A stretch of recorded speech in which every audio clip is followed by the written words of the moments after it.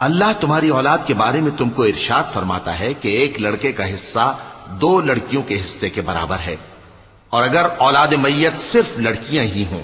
یعنی 2 یا 2 سے زیادہ تو کل ترکے میں ان کا 2/3 ہے، اور اگر صرف ایک لڑکی ہو تو اس کا نصف ہے،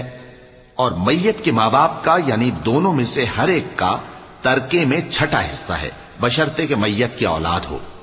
اور اگر اولاد نہ ہو اور صرف ماں باپ ہی اس کے وارث ہوں تو 1/3 ماں کا حصہ ہے، اور اگر میت کے بھائی بھی ہوں تو ماں کا 6واں حصہ ہوگا۔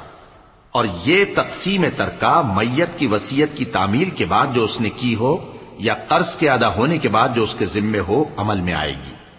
تم کو معلوم نہیں کہ تمہارے باپ دادوں اور بیٹوں اور پوتوں میں سے فائدے کے لحاظ سے کون تم سے زیادہ قریب ہے؟ یہ حصے اللہ کے مقرر کیے ہوئے ہیں، اور اللہ سب کچھ